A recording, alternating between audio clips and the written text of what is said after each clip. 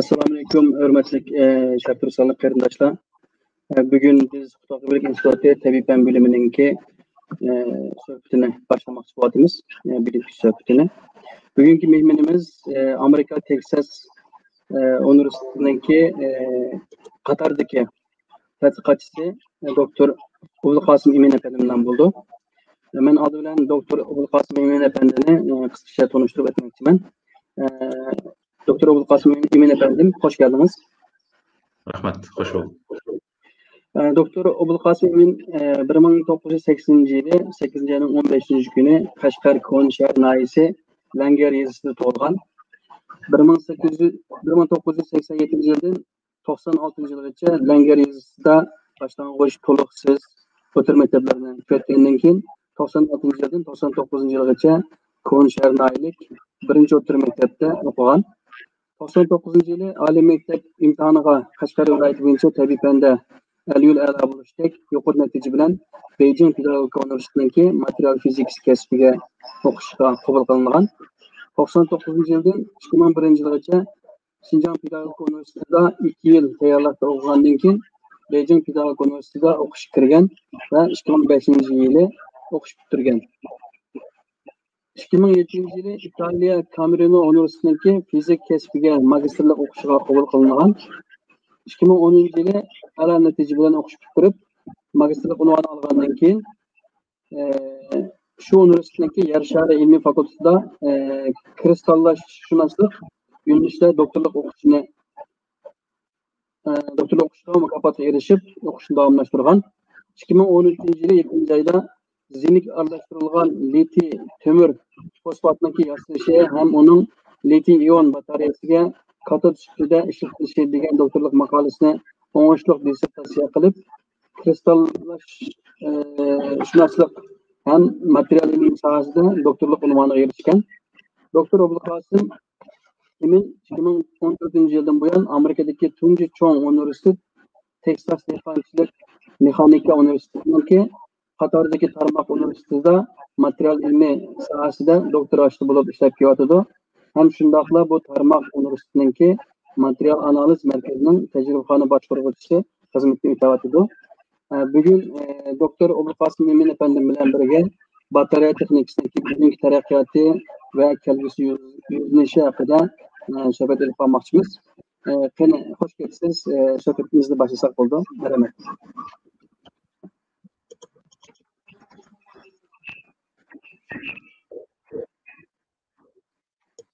Assalamu alaykum ko'pchilik.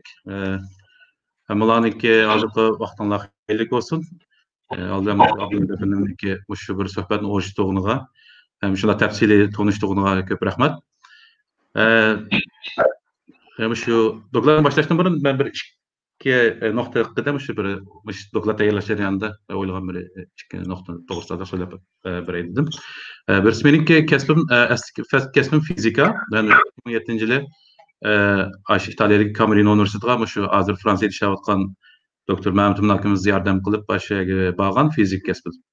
Bu belki bataryani azraq bilganlar hayran qolishinglar mumkin. Bu fizikada o'qib turib bu bataryani nima tadqiq qildingiz? Chunki bu batareya ham asosiyatan kimyada va elektrochemistry yo'nalishida ma'lum. Şu endi shu to'g'risida endi azraq to'xtalsam, shu 2007'de fizikini bitirdim. Fizika aspirantlığı 2009. Sonra 2010 işte bir tadqiqotimiz chiqib qoldi yer shari fakultetida.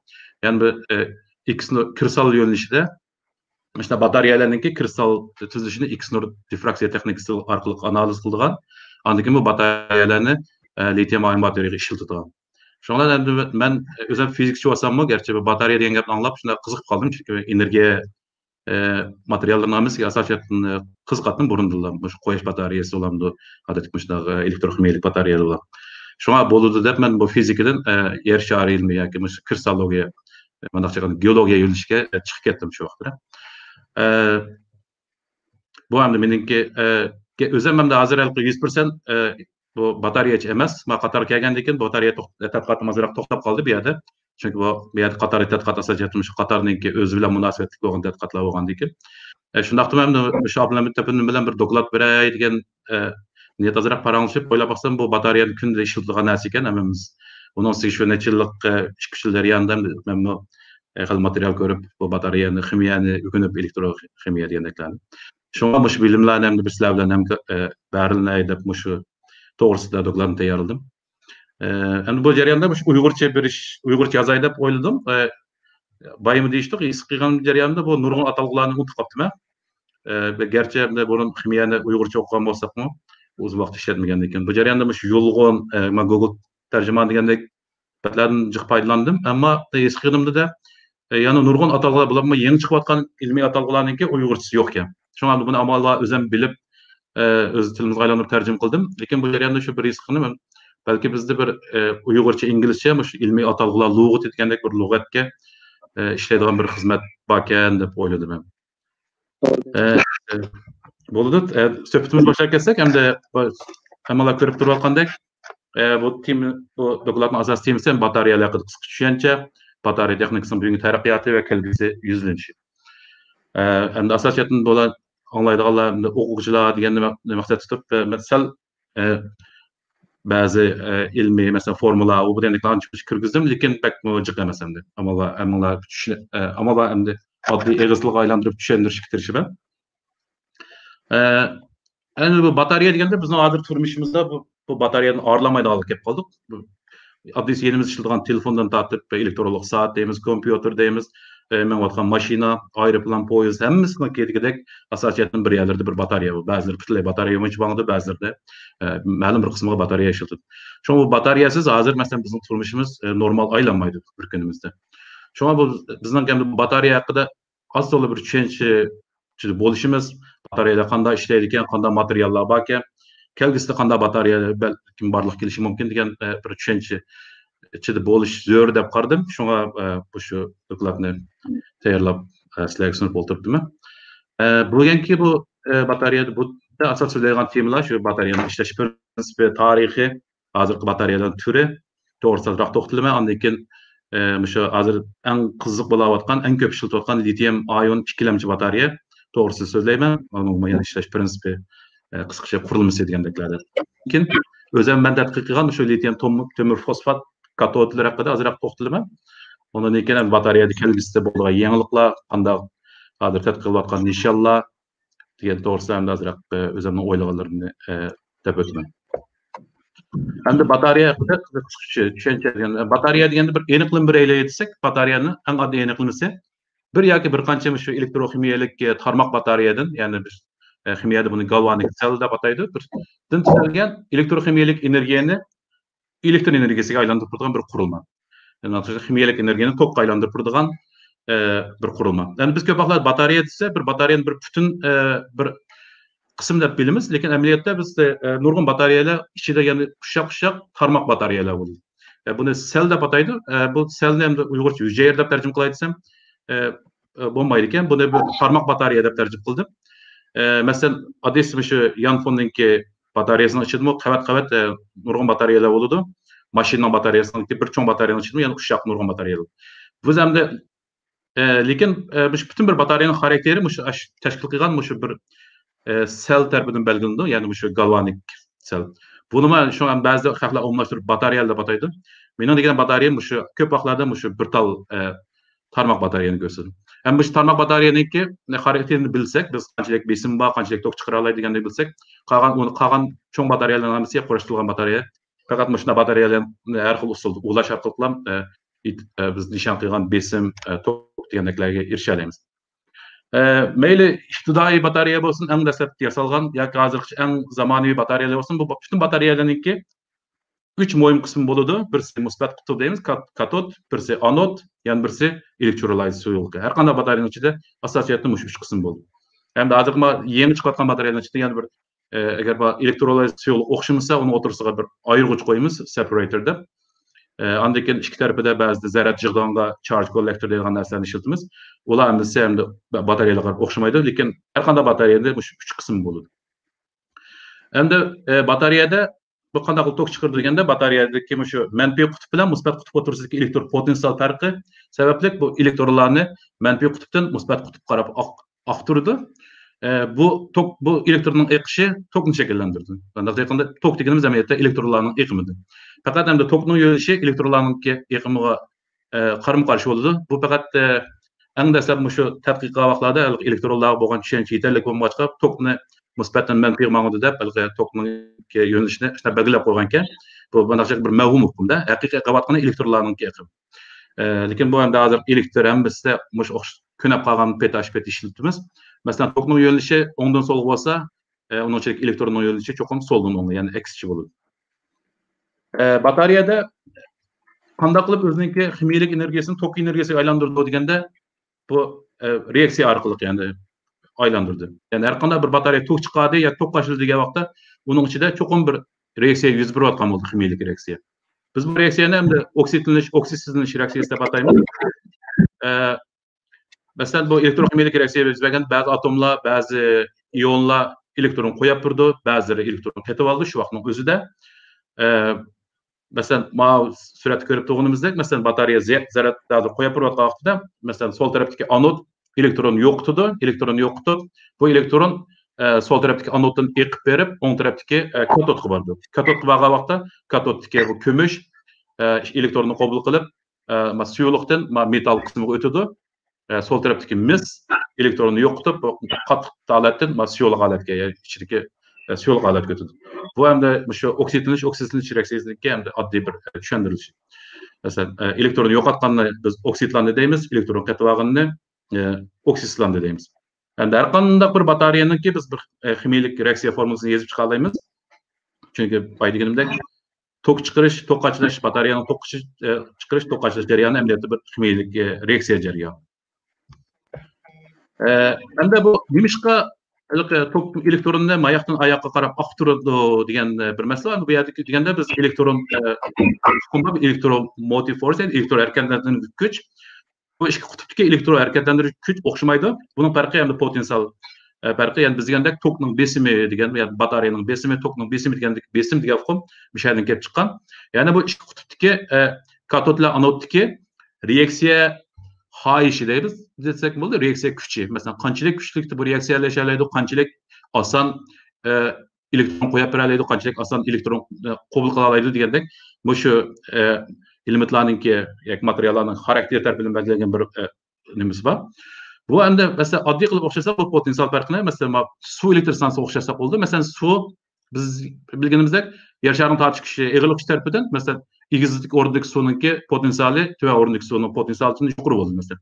Masalan, ma'nodagi A bilan B qarasak, masalan, ma'ni ichib olsak, o'tirdagi tosh turishni suv aniqla A'dan B qarab boqadi. Nima deganda bu chunki ma'ni potensiali manikidan yuqori bo'ldi. Chunki shuna o'xshashdan bu suv elektr stansiyasi masalan, shu dal potensial energiyani tok energiyasiga aylantirib turgan bir qurilmada, masalan, yuqoridan kelgan suv cho'qim tuvan qarab boqadi. Potensial farq tarafidan bu suvningki eg'irlikni hosil bo'lgan besim yoki iqimsizligi masalan generatorlarni aylanib tok chiqardi. Batareyaning nimasi bu amaliyotda shunga o'xshab qoldi. Ya'ni yuqori elektrokimiyalik potensial ba qutbdan yoki anoddan elektron tuvan elektropotensial ba qutb qarab oqidi. Bu jarayonda bu tok shakllantirdi, tok andan sirtga qanday tok ishlagan narsalarni harakatlantirdi. Hamda bu batareyaning bu qutb potensiali deganimiz shu material bilan suyuqlikniki yuzda bo'ladigan hodisa. Bu hamda materialning o'zining xarakteri, qanchalik oson reaksiyaga qatnasha oladi degandek omillar tarafidan belgilanadi. Ya'ni shunaqla temperatura yoki besim qarab o'zgarib turdi. Meyada bir shu o'lchamli qutb potensial degan bir hukm bor. Shuni ozroq so'zlab o'tay, bu qiziqarli. Yani baydaganda har qanday masalan shu reaksiya batareya materiallarininki hammasiniki bir potensiali bor-da. Masalan, reaksiya qancha shu reaksiyaga qatnashish xohishi deymiz. Bu hamda normal atmosfera besim temperaturaga o'zgarib turdi. Biz hamda buni selishtirish uchun o'xshamagan katod anodlarni yoki o'xshamagan materiallarniki qanchalik shu potensiali bor deganni selishtirish uchun bir o'lcham bo'lishi kerak. Bu yerda biz bu gidrogenni bir yerim batareya quramiz, materiallardan qapqagan materiallardan yana bir yerim batareya quramiz. Bu shu normal temperatura 25 gradus normal besim ostida gidrogenniki energiyasini potensialini 0 deb belgilab, qolgan modlarniki elektr potensialini tep chiqqan bo'ldi. Endi biz shu tep chiqqan elektr potensialiga qarab turib, biz bu modlarni katod qilib ishlata olamiz, anod qilib ishlata olamiz yoki xalqa ikkisini chassak, qanchalik tok chiqara oladi degandeklarning hammasini biz nazariya jihatdan hisoblab chiqa olamiz. Bu andikan bizning yangi batareya materiallarni izlaydiganga, yasaydiganga yo'l ochadi. Masalan, hidrogenning ustiga qarasak, ustiga mangan siri bu elementlarninki elektron qaytib olish xohishi shunchalik kuchaydi. Ya'ni elektron bo'lsa elib olsam deb turdi. Hidrogenning ostiga mangan siri bular elektronni qo'yib bersam bo'ladi deb bular turdi. Agar hidrogenni elektronni qo'yib berish xohishi bek kuchli, elektronni qo'yib bersam bo'ladi degan bir modda bilan elektronni elib olsam bo'ladi degan bir moddani biriktirib bir katod anod qilib yasab batareya yasasangiz, uningki besimi shunchalik yuqori bo'ladi. Mesela bir oddiy misol oldim. Bir mashina batareyasini biz kunda mashina deganlar ishlatib ko'rib turibmiz. Odatda mashinalarning batareyasi kichik yo'lovchilar mashinalariniki 12 volt bo'ladi ekan. Bu batareyalar asosan qo'g'ishin kislota batareyasi degan batareyani ishlatamiz bundaqlarga. Oddiy prinsip ham shu qo'g'ishinni anod qilib, qo'g'ishin oksidni kasod qilib, uning ichiga andikan kislotaliq suyuqlik va hidrosulfat degan suyuqlikni qaytib qilsak, bu yerda bir qo'g'ishin bilan qo'g'ishin oksidning o'rtasida bir bay degandek oksidlanish reaksiyasi turdi. Buningki potensialni to'rdan tep chiqa olamiz. Va sizda ko'rsatgan shu Wikipedia to'rbetga kirsanglar har qanday bir reaksiyaningki potensialni ko'rsatdi. Biz bu potensialni bilgan ekan, masalan qo'g'ishin sulfatga aylanish, ya'ni anoddagi potensiali -0.136, ma katoddagi potensiali 1.168. Unda bo'lgan ekan bu batareyaningki umumiy besimi qancha desa, bu katodning besimidan anodning besimini elvatsak bo'ldi, hisoblab 2 volt bo'ldi. Demakchi har bir batareya qismi, ya'ni biz bay degandek tarmoq batareyaningki 2 volt besim bor. Bunda batareyadan 6 ni arqmarq bo'lgan ekan. Arqmarq bo'lsa, ishida o'tayotgan iqim turaqliq bo'ldi, hammaga o'xshash bo'ldi, besimi qaytilib qoldi. Undan keyin 6 ni qassak, 12 volt bo'ldi. Ya'ni biz ishlatayotgan mashina batareyalardan shunday 2 volt batareyadan 6 ni aqaga ulab yasagan batareyalar. Ya'ni men demoqchi bo'lganim, har qanday bir materialni asosan biz nazariya jihatdan batareya qilib yasasak, ma'ni katod qilsak, ma'ni anod qilsak, qanchalik tok chiqara oladi, yo qanchalik besim bo'ladi degandeklarni biz asosan nazariya orqali hisoblab chiqa olamiz. Endi batareyaning qisqacha tarixini so'zlab o'tsam, bu batareya tilg'alinsam, shu ba'zi odam bu to'g'rida bir qisqalik tema bu. Bag'dod batareyasi deb bir qisqalik tema ekan. Men bu dastlab o'qib shunda qiziqib qoldim. Ya'ni bu shu 38-yilda shu Germaniyaning bir arxeologi Bag'dodningki shahri yaqin bir yerda bu shu Paris imperiyasining bir poytaxti bo'lgan shahar ekan. Shu yer qizib bu g'alati bir ko'zlarni bayqab qoldi ekanda. Bu ko'zlarning ichida qarasa, ko'zning ichiga mis seliqliq, mis o'zak tamdoq mis silindrdek. Andiki uning ichiga bir tal to'mir o'zak kirgizildik. Bu to'mir bilan bu misning o'tirisida biyoz tutish yo'qkan, momdak narsa chaplaqliqka. Bu chiqqandan keyin bu arxeolog shunday hayron qolganda bu nima edi deb. Bu hech qanday amaliy yoki buniki bu qo'llanganlik bir narsa ishlatilganda hech qanday nimasi yo'qkan. Undan keyin bu shundan buni batareya o'xshaydi deb bir parcha maqola yozib, shundan bu bir dog'du qo'zg'ab vaqtida shunday qo'zg'aygan ekan. Ya'ni buning ichiga uzum ariqi yoki bo'lmasa achchiq suv degandek narsalarni quyib bu ko'zning ichiga, ma ikki qutubida simga tekkizsa, bundan tok oqadi ekanda. Shuning bilan bu Bag'dod batareyasi hozirmi bir qiziqarli tema, lekin yaqinda ko'rsam bundan asosan ilmiy tadqiqotchilarimiz rad qildi buni. Chunki bu hech qanday chiqargan toki shunchalik ojiz ekanda besimi buni hech narsa ishlatkila olmaydi deb. Lekin endi shu ba'zilarda ekan buni hal o'rdiganga, masalan, ko'mishning ustiga oltindan hal o'rdigan degandek ishlarda ishlatgan bo'lishi mumkin deb elektrokimiyalik reaksiya yuz bergandan keyin. Andiki uning qaytilib bu Misrda, shu tam rasmlarda mana bir chiroqni ko'tarib olgan bir suratlar bakchi qushlar ekanda. Buni hamda dendr chiroqlar deb ataydi ekan.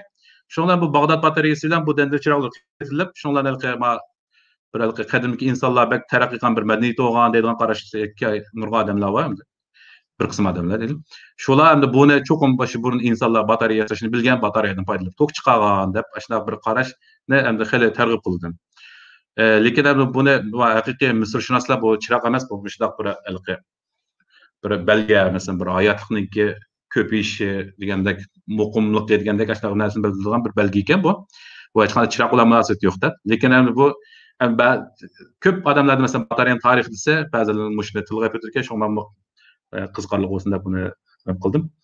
Ba'zi izni baqsanglar bo'ldi. Ya'ni Bag'dod batareya deb izsanglar to'g'rida har xil, hatto ba'zilar tajriba ishlagan, necha o'zidan shuna tok chiqargan videolar borki, ko'ra baqsanglar bo'ldi. Hem de haqiqiy batareya qachon barliqqa kelgan deganda, haqiqiy batareya degan bu hukm 1748-yilda o'sha Amerikaningki hozir davlat otisi bo'lgan Benjamin Franklin degan odam tunji qatim batareya degan bu hukmni o'tirib qo'ygan. Bu batareyaning asli ma'nosi urmoq, so'qmoq degan gap ekan latinchada. Ya'ni shu inglizchadagi beat degan so'z bilan o'xshab qolgan, bu batter degan. Bu endi urmoq, so'qmoq degan bu keyin o'zgarib balki buni shu Amerikada urush bo'lganlarda, Yevropalarda zambiraklarni qator tizib olib otadigan bir zambiraklar bor, bom qilib. Şunun hammasini bu battery deb atagan ekan. Ya'ni o'xshash bir turdagi o'xshash bir vazifani ijro qiladigan qurilmaning hammasini batareya deb atagan ekan. Bu Benjamin Franklin bu shundan bu batareya degan hukmni shunday olgan ekan. Bu Franklin bu hukmni qo'yganda shu Leiden idishi degan bir narsani tadqiq qilayotgan vaqtlar ekan. Bu Leiden idishi deganimiz ham shu elektr sohasida masalan charge, zarat degandaklarni tadqiq qilganlar bu bir eng muhim bir qurilma bu. Chunki İnsanlar ondan burunmu zarar çıkışını bilgende tabii mesela eynekni ipek süksek zaratlandığını bilimiz. Çeçimizni tarsak tağakның zaratlandığını bilimiz. Mesela çarşılarını yakıp bunu tatip aldığını. Bunu kadimde Geriklarımı bilgenken Geriklar bu şu daraxtın çıkan elqe nembağı daraxtın çıkan mom desek olmaydı elqe seriq narsa çıkıdı. Aqqan narsa. Bunu raqt sükkende bununki zaratlanıp kahrivani zaratlanıp bu bir narsalarni tatlig'ini bilgan ekanda, shunga bu kahrivani deganiga elektron degan ism qo'ygan ekan. Ya'ni mana bu elektron degan so'z grikchalikka kahriva degan so'zdan kelgan ekan. Ya'ni o'sha bir narsa suksa zaratlanadi. Bu 1740-yilga kelganda bu kishilarning bu zaratga bo'lgan qiziqishi shunchalik eshib ketgan ekan. Shunda mandaq bir uskunni bu Leiden degan o'sha hozir Gollandiyaning Leidendagi bir universitetda o'sha bir uskunni kashf qilgan ekan. Ya'ni bir eynakni to'xtamay piqiratganda birisi piqir turdi ekan oyoqdan, uni birisi qo'lda tutib turdi ekanda. Bu qo'lda tutganda terisi sukashgandan keyin eynakda musbat zarat, qo'lda manfiy zarat shaklida bu zarat eqib berib, as yo'lning ichidagi to'mirga ustida ko'rib turganlar. To'mirning ichiga bu zarat yig'ilar ekan. Bu zaratni aniq bu yerdagi odam tutib turib, u qo'lda tekkizganda tok so'qil ekanda bu odamni.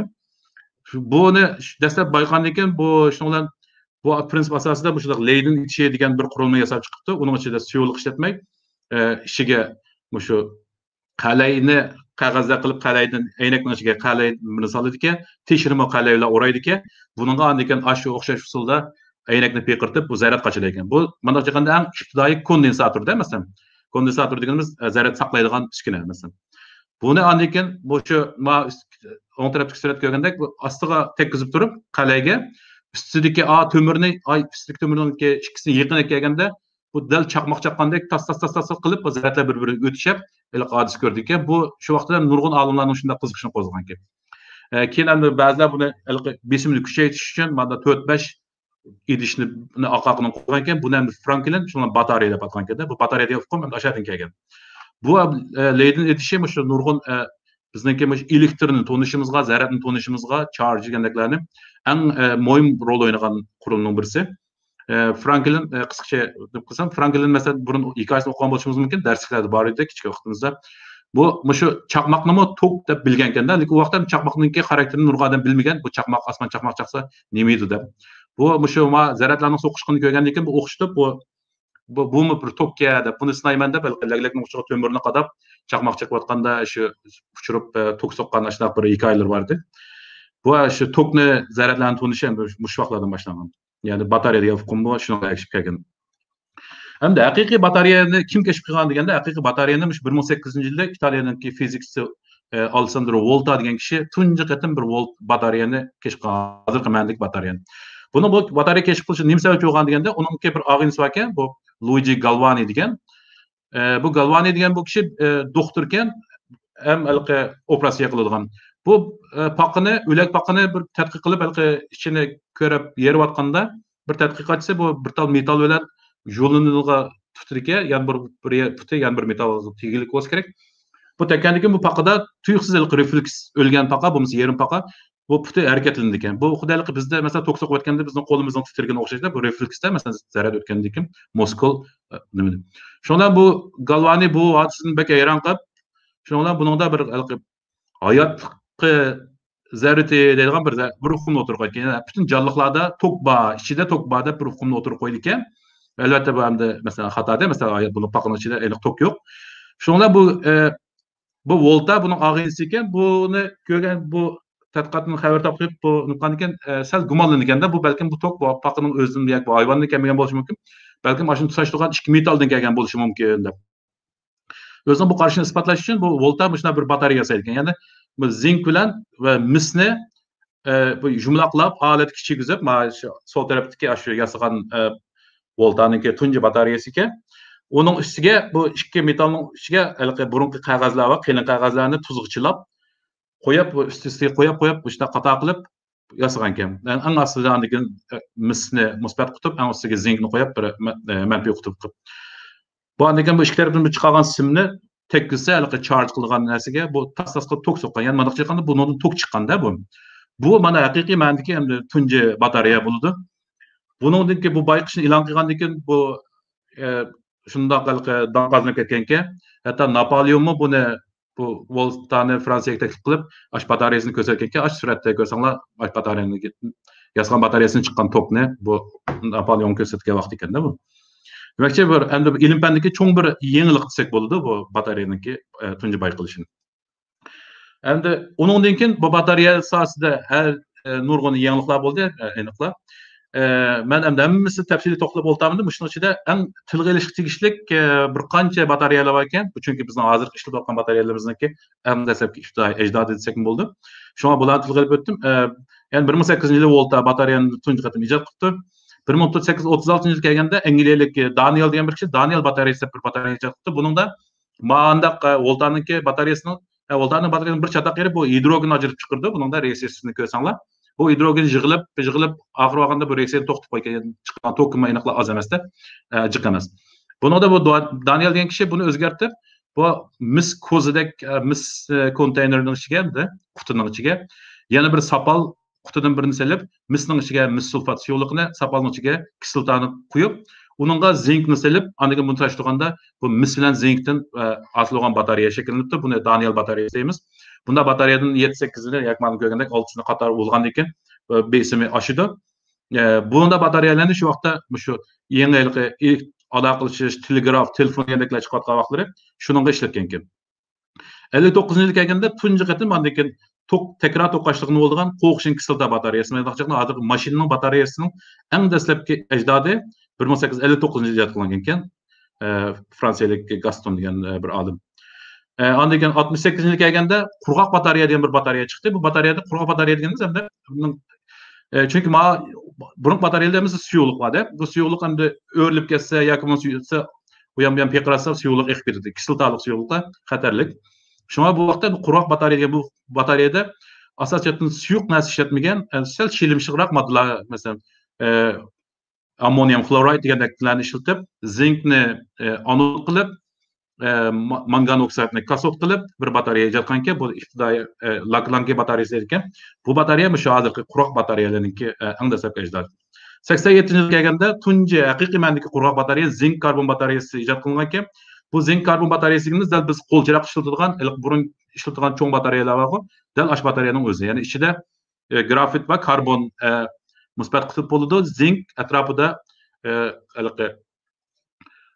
qog'ozdek atrofini o'rab turdi. Uning ichida lekin elektrolayzlar va ammonium xlorid, mangan oksid degandek. Bu dal shu tunji qurg'oq batareya. Batareya biz ishlatayotgan qo'lchiroqlarning batareyasi. 99-yilga kelganda shvetsariyalik tadqiqotchi ekan, bu shvetsiyalik, norvegiyalik bu. Bu tunji nikel kadmiyum deydigan bir element bor. Kadmiyumni anod qilib, nikel hidroksidni katod qilib nikel kadmiyum degan batareyani ijod qilgan. Bu batareyani biz hozir ko'p ishlatgan to'qashliq bo'lgan batareyaning birisi. 57-yilga kelganda lekin zink mangan oksidni asos qilgan alkalin batareya, ishqirliq batareya degan batareyalar bor. Bu batareyalar ijod qilinibdi. Bu dalilki biz ko'p ishlatgan, eng ko'p ishlatgan mana AA batareya deymiz, AA yoki 3A batareya deganlarimiz, batareyalarimiz dal shu ishqirliq batareya. 89-yilga kelganda lekin nikel metal hidrat batareya degan batareya chiqdi.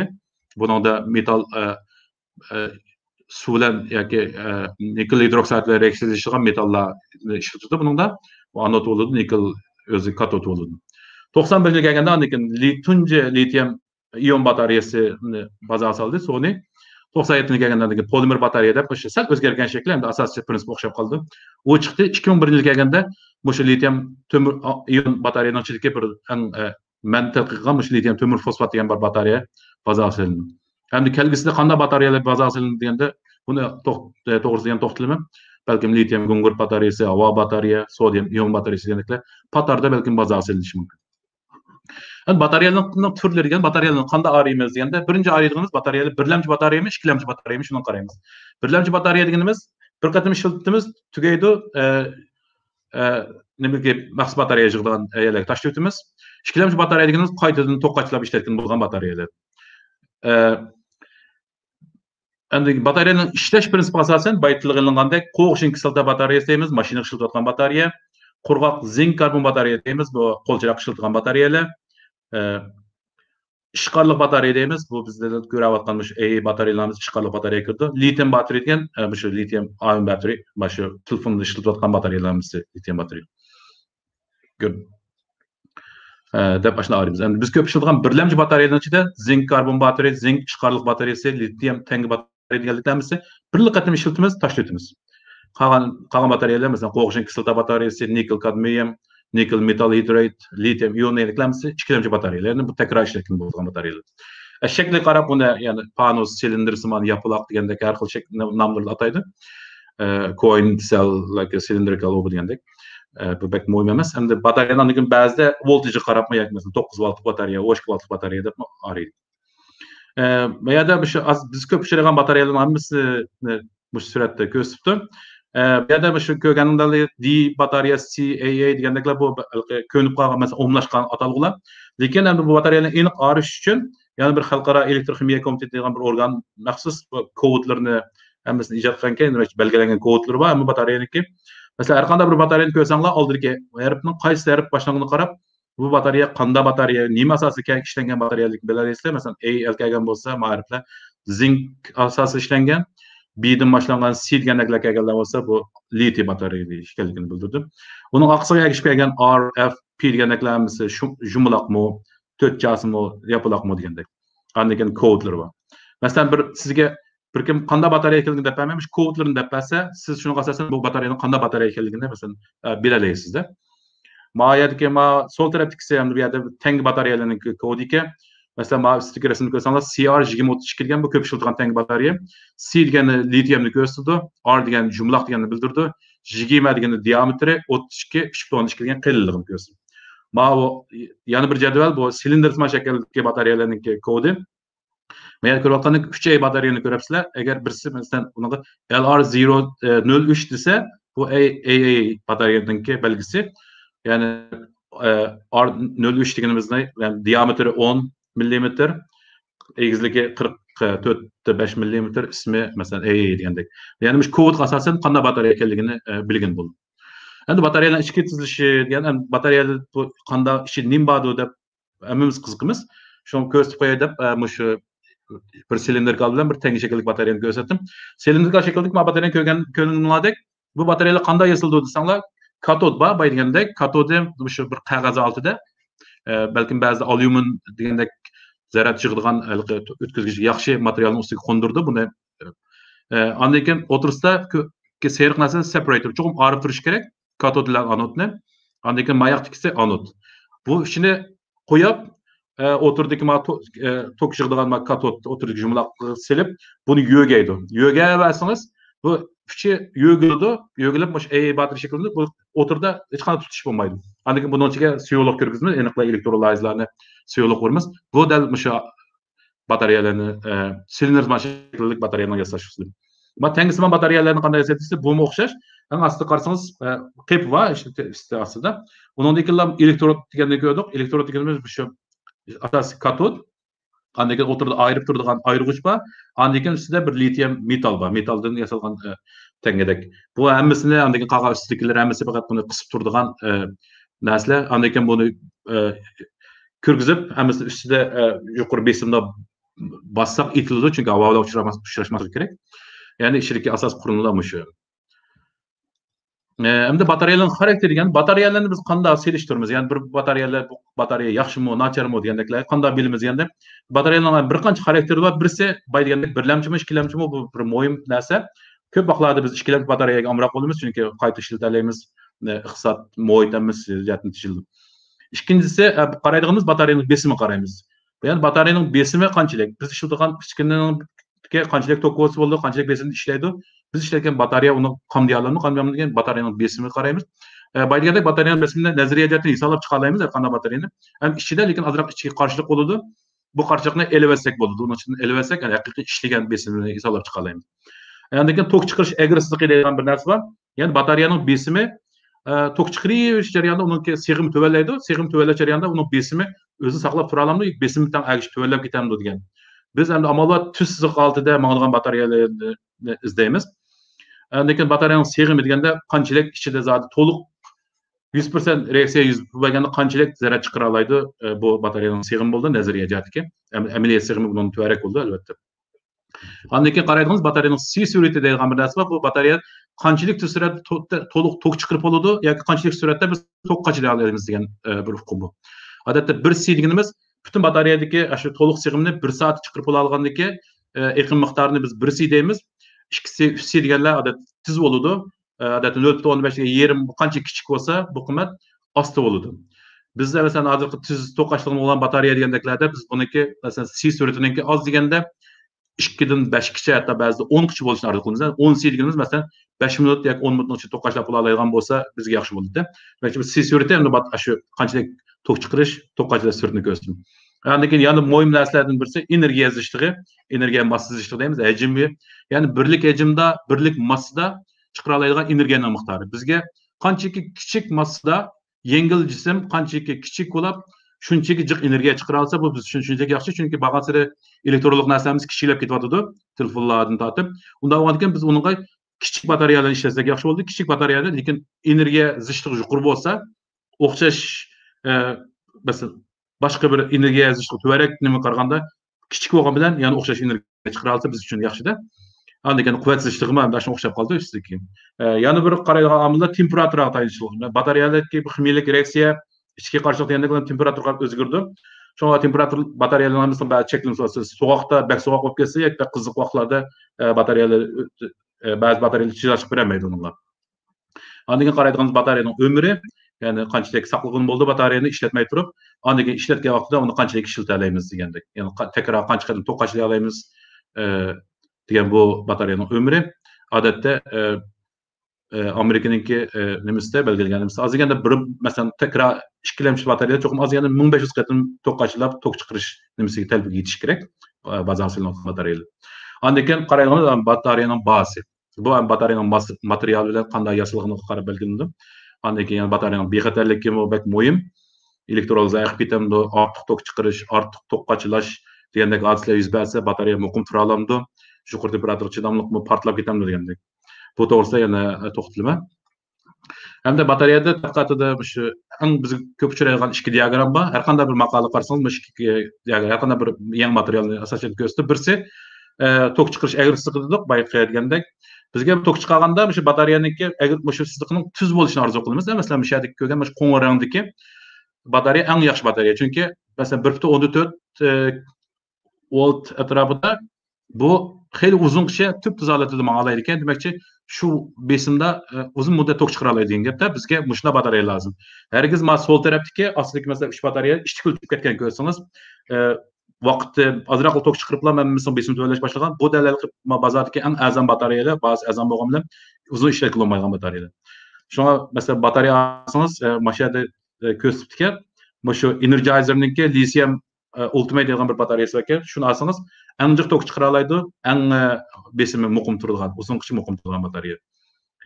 Bu yangi yasalgan batareyalarimizni biz shuni analiz qilamiz, qanchalik turdi, qanchalik tok chiqarishi qanday bo'ladi deganni ko'ramiz. Yani birisi baydagandek C tezlikka oldi, yani buniki tok qochlash, tok chiqarish surati. Odatda ko'p batareyalarni tez tok qochlaganda, tez tok chiqargan vaqtda uniki sig'imi asl sig'imiga yetolmaydi, ishtik tuvallab ketadi. Chunki bu batareyada bu kimyoviy reaksiya yuz berish kerak, bu kimyoviy reaksiyani bak tiziltib yoki bak osiltib qilolmaymiz. bu başı materialninki, kimlik reaksiyanınki özününki xarakter bilen bağlılık iş boldu. Hem de bizge qanda batareya kerak degan. Mesela bir qanda batareya bolsa arzu bizge eng yaxshi bo'ladi deganda birisi aytgandek batareya muvofiq besimda yoki butun sig'imi qo'rg'ishga o'xshash besim bilan tok chiqara oladigan bir batareya bo'lsa yaxshi bo'ladi-da. Tüp-tüz tok chiqarib oxiri bo'lgan pokerlar o'ladigan batareya bo'lsa, bu biz uchun eng yaxshi. Hergizalik barbarat o'lib ketadigan batareya buni xohlamaymiz. Ikkinchisi energiya zichligi, massa zichligi qanchalik yuqori bo'lsa, shunchalik yaxshi. Aytgandek, qanchaki kichik batareyadan qanchaki ko'p energiya chiqara olsak, bu mayli kichik uskunalarga ishlatamiz, mayli cho'ng batareyalarni yasamdik, hammasiga foydali. Uchinchisi, ikkilamchi batareyalarni ko'p vaqtlarda izlaymiz, umri uzun bo'lishini orzu qilamiz. Qanchaki uzun ishlatgani bo'lsa, shunchaki yaxshi-da batareya. Ondan keyin si tezligining yuqori bo'lishi kerak. Bu bag'an siri mo'yin bo'lib ketib bordi. Mana mashinalarningki batareyasiga qo'yilgan bir cho'ng talab hozir shu to'qqacha sur'atini tizishimiz kerak. Chunki bu barbara neftni o'rnini olmoqchi batareya to'qliq mashinalar. Biz hargiz bu mashinani 2 soat to'qqachlab 2 soat saqlaydiganda ishlab mesela hayotda qulaychilik keltirdi. Shuning uchun to'qqacha sur'atiz bo'lishi kerak. Ondan keyin batareyaning massasi to'g'ri bo'lishi kerak. Bexatar muhitni bulg'maydigan bo'lishi kerak. Ondan keyin cho'ng tipdagi batareya stansiyalari quriladi, cho'ng mashinalarga ishlatilgan cho'ng batareyalarni. Buna batareyalar yasashga qulay bo'lishi kerak. Ba'zi batareyalar kichik holat ishlagan bilan cho'ng holat yasagan vaqtida undan xatar nimasi olib ketadi. Ondan keyin aytgandek temperatura, yuqori besim deganlarga chidash bo'lishi kerak. Hamda o'sha batareyalar ichida har xil turlarni baydab o'tdim. Buning ichidagi eng hozircha eng putuq qozongan batareya deganda bu litium ion batareyalari hozircha eng muvaffaq qozongan bir batareya. Ana shu bu yangicha bir g'oyat batareya sohasida bir g'oyat zo'r ilgirlash bo'ldi.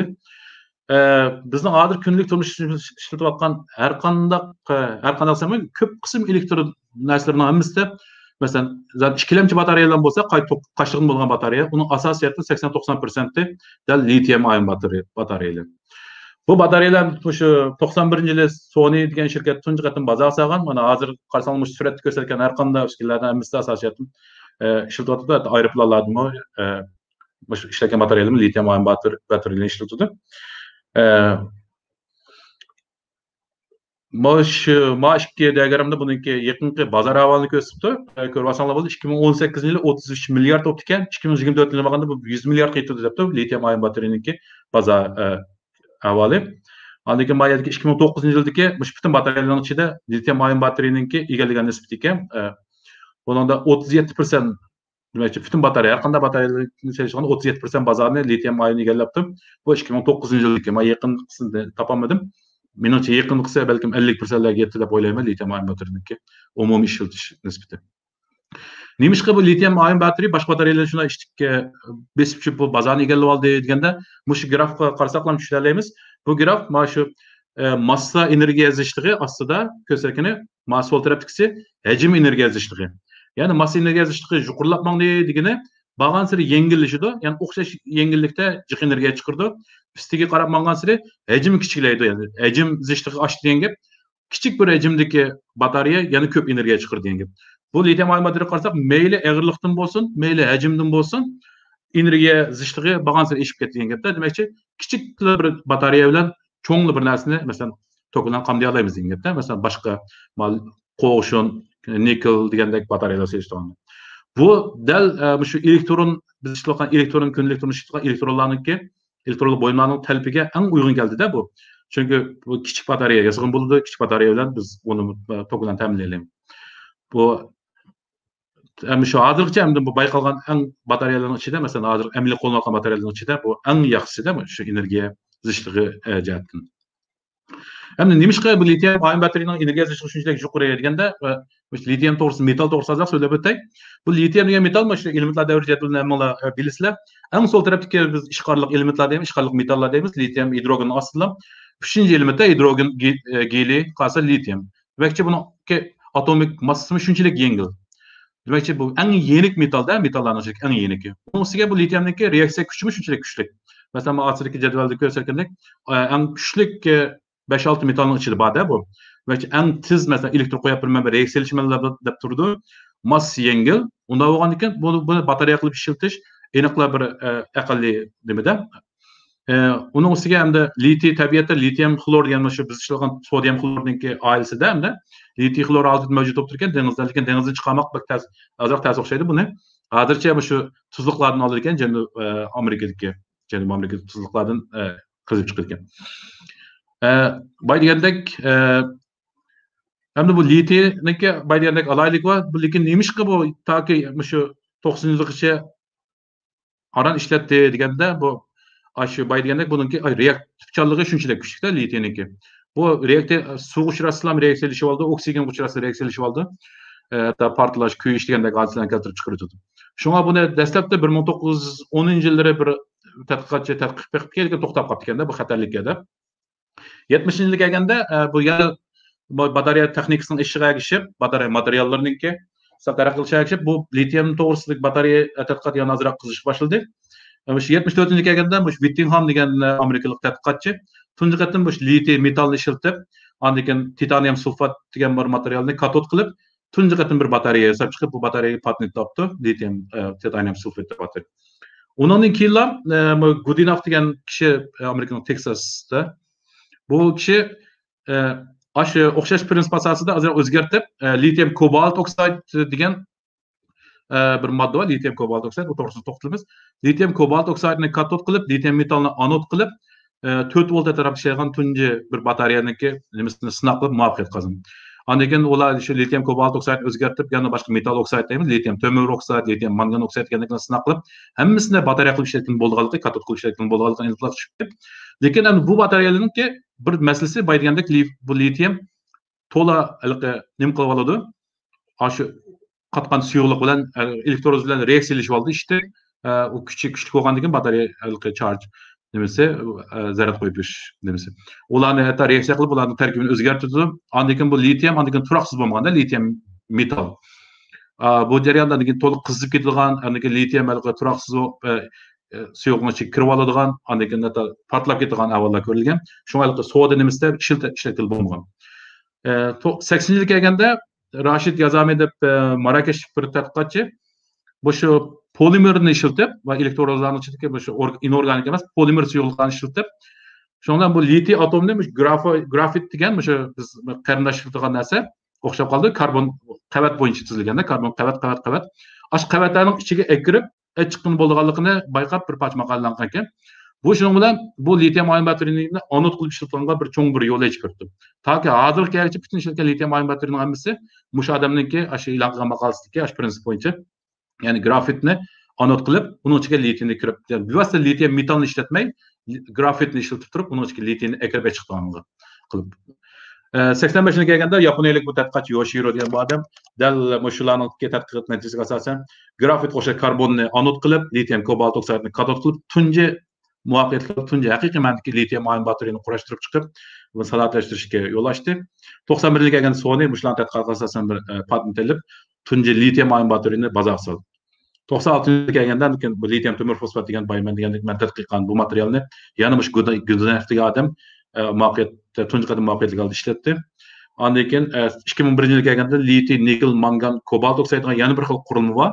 U modir batareyada bazasi ilingan. Uni 2001-yilda bazasi qilindi. 2005-ga kelgan vaqtda andan vanadium fosfat deb hozir tadqiq qilinayotgan yana bir material bor.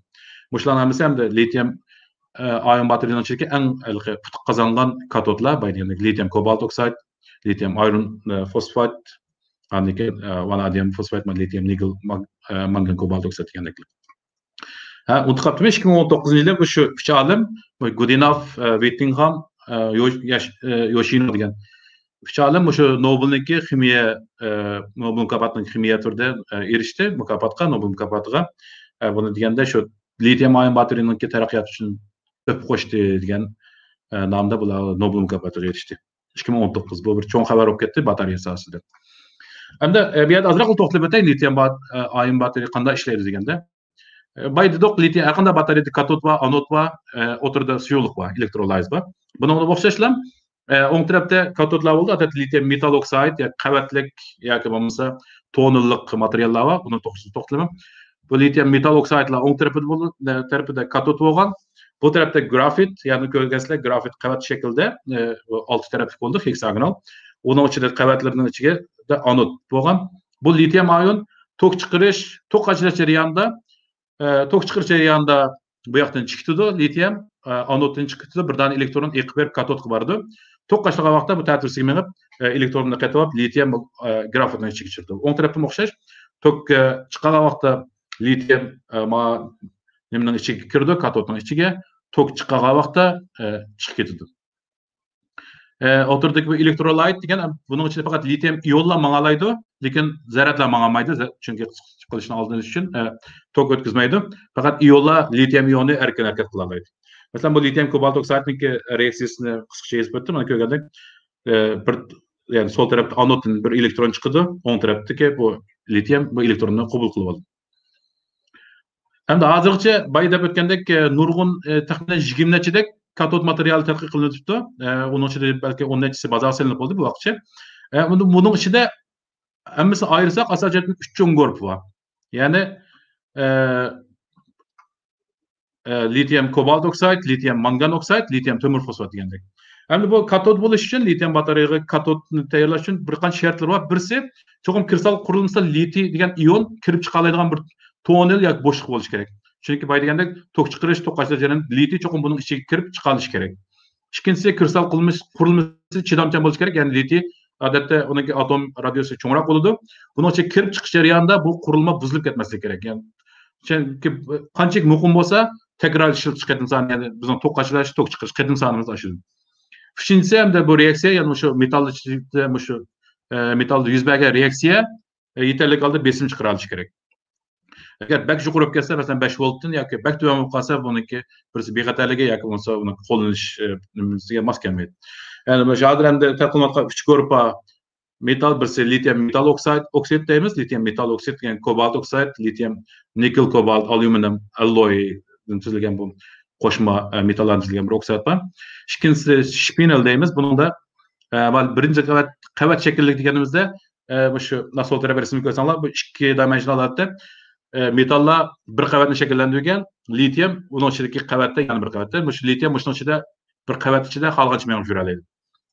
Spinel deganimizda hamda bu metal oksidlar o'rtaq bir oksigenni tang ishlatib bir bilan bog' tuzib olgan. Bu bog'da 3 xil holatda 3 yo'nalishda manglaydi. O'ngga, solga, ostidan ustiga degandek, balki azroq yo'li ochilgan. Uchinchisi hamda zaytun tash shaklli bu olivin deymiz. Olivin deganda litium temir fosfatning qurilmasi olivin qurilmasi deymiz. Buningda faqat bir yo'nalishda bir tonel bor, litium kirib chiqa oladigan. Bu shu 3 gortik moddalar hozir ham bu katodlarning ichida eng tadqiq qilingan, eng masalan baza asilib bo'lgan moddalar. Mening tadqiqimda shu litium temir fosfat degan, ya'ni shu bir dimensional faqat bir tonel bor litium kirib chiqa oladigan. Biz buni tadqiq qildik. Nima ish qilganda, bayganda 97-yili bu tunji qatim Godinov buni o'tirib qo'ydi, muvaffaqiyat qozonib. Lekin besinbek tuvan bo'lganda chiqara olgan toki nazariya jihatdagi quvvatini chiqara olmagan, nazariya jihatdagi sig'imini. Buning nima sababi bor deganda, bayganda bu bir dimensional bir faqat litium bir yo'nalishda qolaydi. Unda bo'lgan ekan ishlik to'slab qolgan litiumdagi eqis sur'atsiz asta uning ustiga bu material tok o'tkazmaydi. Shu tok o'tkazish ustidan bo'lgan ekan, o'zidagi haqiqiy quvvat sig'imini agar masalan yuqroq masalan bir C holatda chiqarmasak chiqaramaymiz, to'lab ketadi. Bu materiallar nima ish qiladi, lekin nima ish tadqiq qilamiz deganda, chunki bu birinchisi bexatar, portlash xavfi yo'q. Litium kobalt oksid degan batareya, hozir biz eng ko'p ishlatgan batareya. Masalan bu telefondagi batareyalar mesela litium kobalt oksid asli ishlangan batareya. Telefonning portlab ketgan, batareyani portlab ketgan xabarini biz asosan anglagan. Buna batareyalarda bakchiq tok qashlayotganda yo bakchiq tok chiqarayotganda temperatura oshib ketdi degandek holatda portlab ketadi. Bu litium temir fosfatniki qurilmasi muqim. Buningda portlash xavfi yo'q. Ikkinchisi bu temir tabiatda ko'p uchraydigan bu yetarlik bor. Ba'zi azam bo'ldi. Andaki bu batareyalar 3.15 volt atrofida tok chiqa oladi. Bu elektronlik narsalarning talabiga uyg'un keldi. Energiya zichligi ham yuqori emas, lekin qabul qilgan darajada. Andaki bu cho'ng tipli batareyalar, masalan, mashinaniki, aeroplan degandeklar yoki cho'ng batareya stansiyalarini qurganga eng muvofiq, chunki ba'zi azam bo'lgan ekan. Shu ma'lumot sol taraf ustidagi graflar qarasangiz, litiumning tok chiqarish siziqi va ko'rgandek 3.15 volt atrofida xil uzuncha tok chiqarib bilan andaki ishlik tushib ketadi. Umum sig'imi 150 milliamper, har bir grammda milliamper soat deymiz. 1 gramda çıkara alaydigan energiya nimesi.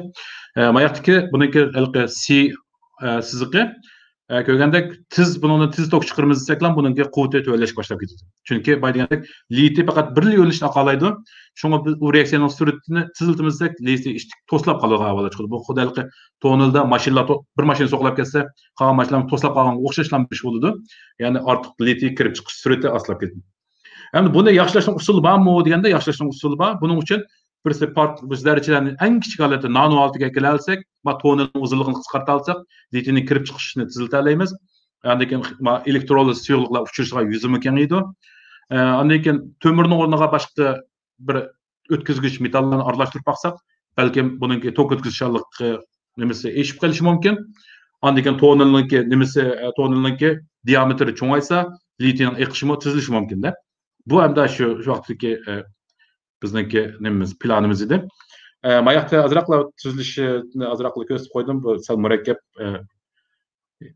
bu to'g'risida to'xtaldim. O'zinglar ko'rib olsanglar bo'ldi. Ya'ni shu yeshil bo'lgani mana shu tarafdagi litining oqadigan tonili.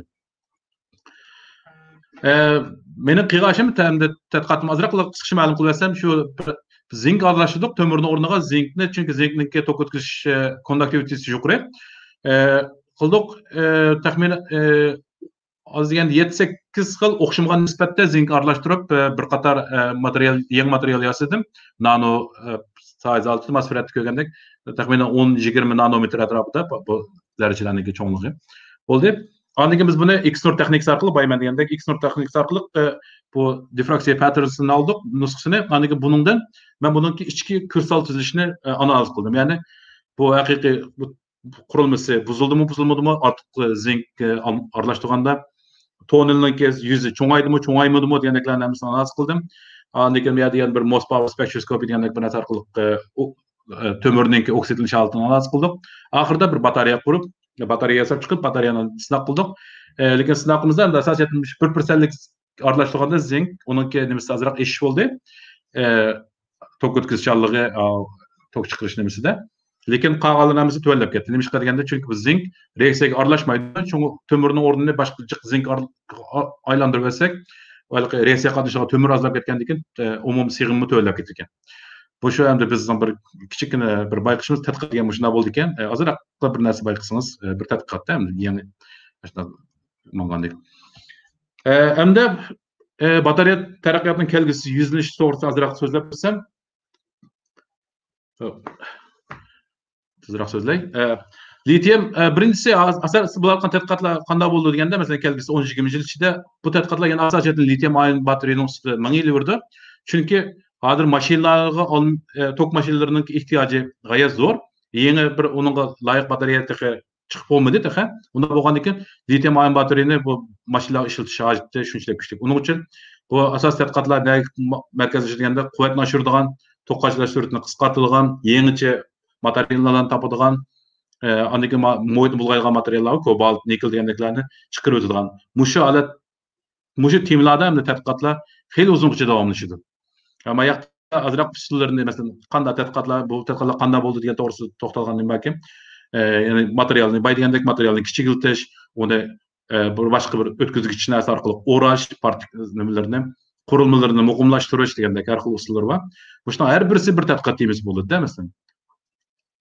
Hamda yana litium ion batareyadan boshqa yana yangicha batareyalar barliq kelishi mumkin. Hozir bu tadqiq qilinyapti-da, misol lekin bazaga selinmadi, ya'ni rasmiy bazaga selinish holati kemmidi taqa. Lekin bu texnikalar agar bo'yicha asilib qolsa, balkim taqa bular litium ion batareyaning o'rnini elishi mumkin. Bunga aniqlamadi, balki 20-30 yil ketishi aniq. Birinchisi eng yoshirin kichik batareya litium havo batareyasi deymiz. Chunki litium baydidik, litium yengil, oksigen eng yengil narsa oksigen bu. Ular o'yinki ikkisini biriktirsak, har qanday batareya qaraganda eng yuqori energiya zishligiga batareya bo'ldi. Buning katta energiya zishligi shu biz ishlayotgan neftniki energiya zishligiga yaqinlab qoldi. Demakchi, agar bunday batareyani birini yasab chiqsak, hozirgi moyninki o'rnini hech qanday nimasiz ola oladi-da, masalan. O'xshash energiya chiqara oladi. Masalan, 10 kilo masalan, qancha deymiz, 100 litr may qachilab, masalan, 4-5 kilometr mang'algan bo'lsangiz, o'xshash mashinada mang'alaydi degan gapda, masalan, ashunchalik holatda. Undan keyin Lekin hozir chatqa seviyesida yetkini aran 6 megajoule her kilogram. Bu lekin bu mu şu litium ion batarya qaraganda yana shunchalik kuchli.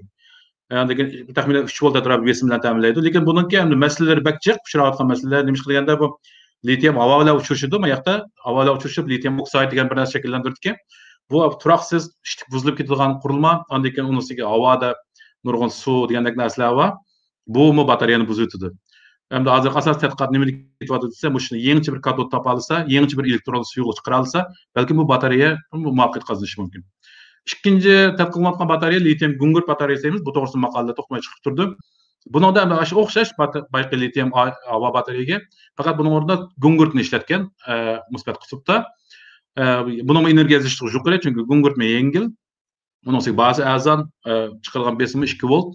Yaman emas besim chiqirdi.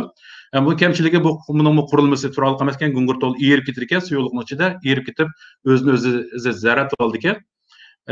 Andan tok o'tkazishlik yaxshi emas. Shunga boshqa narsaga aralashtirish kerak, tok o'tkazgan modlarda bu andan uning nimasini to'altishda zishligini, energiya zishligini. Bu asos hozir tadqiqotlar asosiyatdan buni gungurtning qurilmasini turaqlashtirish, tok o'tkazishni yuqorish degandek narsaga markazlashgan.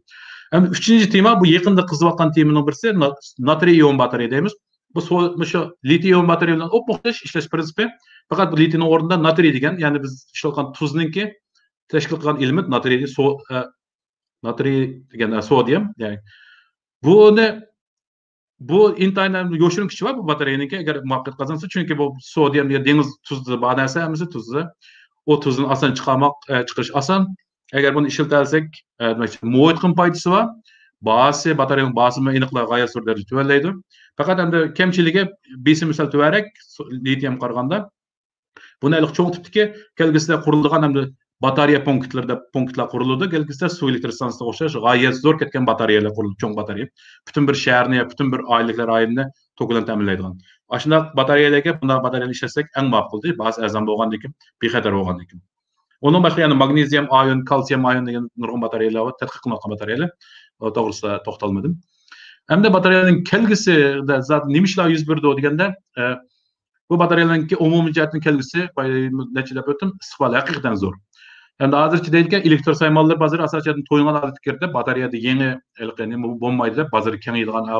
Chunki asosiyatdan bizning turmushimizdagi hamma narsa batareya qoplab bo'ldi elektron. Hamda kelgusida cho'ngaydigan narsa qatnash aslari umumiylik batareya oltiga o'tadi. Tok stansiyasi degandek cho'ng baydegandek cho'ng tok stansiyalari borliq keldi. Hamda hozir hammalar bilgandek nurg'un davlatlar bag'an siri mayni chekladi, mayda mang'dan mashinalarni 20-30 yil ichida butunlay cheklandi. Demakchi mayda mang'dan mashinalar cheklangandan keyin uni tok mashinalar uni o'rnini bosadi. Shunga bu batareyaga bo'lgan ehtiyoj g'oyat zo'r oshadi. Ya'ni kelgusida masalan az yana 50 yilgacha bu batareya nimasi bu kelgusidagi oltin deb qo'ydi ekan, bo'lamish litiumni. Chunki bu litium ion batareya orqali ishlaydigan bo'lgandan keyin. Yaqinda Tesla batareyani taqib biratni oldi e'lon qildi, bir yangi bir batareya yasabdi. Bular yangi chiqqan mashinasi qishildirgan. Bu alqi litium baydegandek litium, nikel, kobalt, alyuminum oksid, metal oksid asosida ishlangan batareya ekan. Faqat ko'rganinglardek ma'lumotlarni ko'rsanglar hayron qoldim men. Iliq silindr shaklli batareyani ko'rdik, odatda o'ralma shaklda bo'ladi. Buning ichida o'ralmay bu har bir o'zak ayrim nima qilib bir parchadan ayrim bo'ladi ekanda. Ayrim reaksiya yuz berdi ekan har birisida. Ko'rganinglardek qushaq va qumdek tizilib ketgan har bir o'zakning ichida ayrim bir reaksiya bo'ldi ekan, katod, anod degandek. Unda bo'lgandan keyin bu g'oyat zo'r zichligi ishibdi, energiya zichligi uzun mang'alaydi ekan. Bu batareyani bir cho'ng'adir bo'sish tepamiz xabar qilib ketib aniqla bu mashinalarga ishlasa, bu mashinalar endi bag'an siri neft mang'dan mashinalarniki o'rnida o'xshash musofada mang'alaydigan bir kun to'qqashlab qo'ysangiz, bir kundagi masalan ozgina 4-5 kilometr mang'alaydigan bir necha kun mang'alaydigan oltiga kelishga menimcha yiqilishib qoldik deb o'ylayman. Endi yana ko'paydigan usullar masalan avtobuslar, batareya avtobuslar chiqyapti. Batareyalik poyezdlar bozor osilib qoldi. Bunday poyezdlarni qanda ustidan tok chetib turgan tok tortib minishning hojati yo'q. Faqat yo'l qo'yib qo'ysangiz batareya bilan o'zi nishonga yetib bora oladigan holatda. Hamda yangidan kengaydigan yana bir bozor shu jirollarniki, ya'ni yo'l o'chib yuradigan jirollarniki bozori. Buni bu kelgusi 20 yil ichida rasmiy bozor ochib taraqqiy qiladi deb qaraydi ekan. Ya'ni kelgusida xuddi avtobusning o'rnida haqla bir nuqtadan uchib bilan bordiganga. Buni umumiy batareya hamda asosiy nimasida tok bilan ta'minlaydigan. Uning ustiga yana hozir davatimiz klimat o'zgarib ketyapti deb, klimat o'zgarishini oldini olish uchun butun masalan uydan tortib, uyda ishlatilgan narsani tortib, masalan gaz kömürniki demlerini ısıl təminləyən hamısını yoq qilishimiz kerak. Onun üçün bu batareya, yəni bu quyosh batareyası şamal elektrik stansiyası degəndək məşə yenilikli bolğan batareyalardan çıxan toklarını batareyaga saqlab, onu keşlere tok çıxmaganda, quyosh çıxmaganda, şamal çıxmaganda onu təminləyən şoň stansiyalarını qura alsaq, bunu bir qila alsaq, məsələn birləşdirib bir integrated grid system deyilən şu alet keltirəlsə, bütün bir şəhərni məndə aytganda, şu yenilikli elektrik stansiyaları bilan batareya arqali bir şəhərni toxtumay tokulan təminləb turğan aletga kelələyimiz. Bu menimcə kelgisi məlumatlarınızı yüzləşimiz bəlkə 20-30 yıl içində əmələ gətirmək mümkün. Hem de yani bir kızık tema bu derdin taşkır bataryada bir nas bağımı çıkamdı dep. Belki ne olan köyge mesela şuna bataryada çıkıp kaldı anca birle bataryayla bir şehrini tokulun temin etilgan. Bunda onda çok bulması mı? Lekin yakında takip bir tabiatçılık bir parça makale çıkarıptı. Yeniçe bir prensipini bayqaptı. Enerjiye saklaydıgan. Onu belki bu şu super batarya derdin taşkır batarya yapıp kalam lekin dep. Jirak emas menimçe boludu. Demek bu super batarya degende pek çoğun olup ketmesmi? Her halde şu bay degende hazır neftning o'rnini basalgıdek neftdan tang energiya chiqara oladigan bir batareya keşf qilinsa, buning o'zi shunchalik cho'ng ishib ketadi. Bizning hayotimizni o'zgartiradi. Hamda oxirida asliqla ishtikla batareyani qanday bir taraf qilish degan bir to'g'risida so'zlab qo'yib, ko'p qism batareyalarni tashlasak bo'lmaydi, chunki uning ichida metallar va muhitni bulg'aydi. Masalan, kadmiyum, qo'g'ishin deganlar eng zaharli metallar, kobalt shunday raqamlar.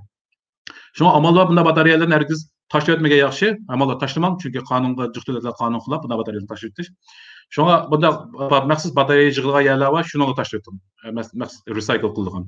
Faqat bunda batareyalarni yığılğan vaxtda ayırıb, türgə ayırıb batareyalarını, andikin tokçatlığa yerlərini çaplayıb etkənsiz plasterdə. Andikin işib ketken, yanda çirib ketken batareyaların amal var. Himnasını çək sanmaysız ki, çünki ot ketiş nemisi var, partlayış degəndək. Var. Andikin fakat birden bir taşlayalaygan batareya, şu çıkarlık batareya degen biz şu AA degende 3 aylık batareyalarni köp devletlerde taşlış normal ahlatdan artık taşlış bol edike, yol koydu ki. Lekin hem de özünüz turib atgan devletning qonunini ko'rib baksanız bo'ldi. Amal va tashlamay yaxshi mesela batareya.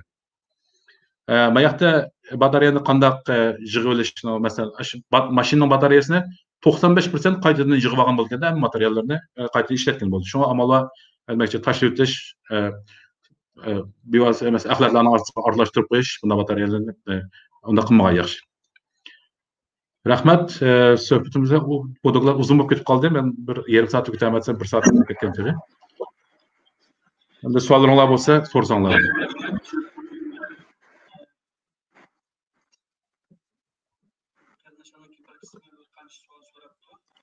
Buranın içinde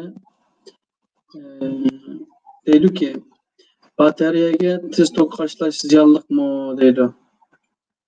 Buni qanday qaraysiz? Batareyadagi bu shu adışlı kalmış lityum kobalt bataryani bayağı değil yok. Bunun fırınısı sen acizrakta yaklaşık tokaşlı versek yakınımızda bakteri tokaşlı vetkende fırınımızda özgürlük yok ediyordu. Bu bataryalarda adatta özünü açtı saklaydıgan özündeki nemisi varken mekanizmi yok buğdaydıgan. Adatta 50% kıça siz tokaşlısı boludayken 50% de iş ketkendikken batarya özlüğünden alıp spiritin asılı tuturken. Demek ki biz tokaşlısak hiç kadar xatar yok. Çünkü bataryanın içinde açtık özünü qoğdaydıgan mekanizm var. Şu an demek ki zihin. Bo'lsa rahmat. Yani bir Qurbanjon ismli bir qarindoshimiz bir savol so'rabdi. Lion batareyasida hozir grafitni ishlatadi. Grafitni texnik ishlatmaydi shunday. Grafitni ishlatyapti hozir. Grafitni. Lekin bu grafitka lityumga kirib chiqish surati esa vaqt ekanda bu batareyani zaryadlashning suratini bir cheklimsa o'sha grafitniki ichiga kirib chiqish masalasi. Shunga hozir hamda silikon deb nano altida silikon bilan yasayotdi silistiydi. Buni texnik tuzilishi deydi. Boy bir maqola ko'rdim. Bunda grafinni curved grafin debdi. İyi, adet grafin yapıla kaldırı bulgan. Ekken bir grafin varken, onu da bu uçuş yüzde güçlü olganda yolu olan hayran kalıp 10 sekund içinde tokaşlap oldu da bu rasmi algan mı bilmedim. Lekin hem de yeni tokaşlayan nasıl izdavatı, yeni anlatlarını izdavatı. Yani depto eğer grafitninki ornada grafin işletse Batareyanınki xususiyeti yaxshidan bo'ladi. Grafininki farqi. Bu grafit degan bu birlik qavat narsa, ikkisi o'xshash narsa-da, grafin bilan grafit ikkisi o'xshash bo'lgandan keyin faqat grafit degan shunda e'lingan bir qavatdagi narsa. Agar masalan, oshni bir yo'lnish masalan order masalan tartib altida qo'ndira olsa, haqiqatan eshib ketadi. Chunki masalan hozir masalan biz boy degandek grafin bu haliqi nima oldi bu yo'lnish har xil oldi bo'lib turdi. Garchi iliq tekshirlik bo'lgan bilan o tekshirlik o'xshamagan holatida nima qilib turganda masalan ba'zilar o'ngga so'lga degandek agar oshni grafit oltida elib qo'ndira olsak, ma'lum bir yo'lnishda masalan litiumning kirib chiqishini osonlashtira olsak, uning sig'imi masalan batareyaning to'qnashida surib deganga haqiqatan zo'r foyda bor. 300 ni oshira oldi. Yana bir savol. Hozircha eng tez to'qnashadigan batareya qaysi edi? Eng ben ko'rgan materiallar Azal filminin materyali 5 minut to'qnashdi. Yani 5 minut to'qnashdi degan 50 km atrofida to'qnashdi 5 minut bo'lgan. Bu degandek yangi maqol ko'rdim. 10 to'qnashib to'qnashlab qoldi dedi, lekin men ishonmadim. Tafsilotini uqsam. Lekin meningcha kelgisi necha balkim 5-10 yilning ichida haqiqatan o'sha 5 minut ichida to'qnashib bo'lgan batareyalar menimcha bozor seldi.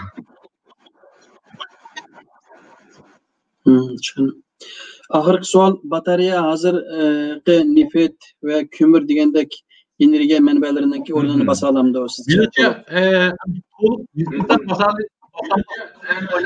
deganda yo'lovchi aeroplani bor.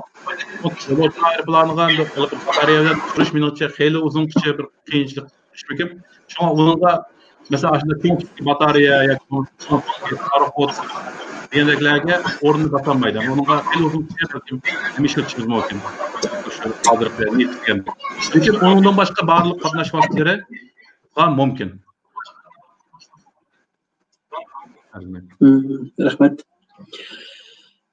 Qadrli ko'rurmanlar, Xitoy instituti tabiiy fan bilimidagi 50 dan ortiq tadqiqotchimiz muajiratdagi Uyg'ur yoshlar va oliy maktab o'quvchilarininki fan texnika bo'lgan qiziqishi va o'rlab o'qishga turtki bo'lish uchun ham shundaqla ilm fan orqali millatimizningki qaytadan kuchlanishini qo'lga keltirish maqsadida fan texnika va Uyg'urlarning kelgusi haqida suhbat programmalarini uyushtirib kelyotdi.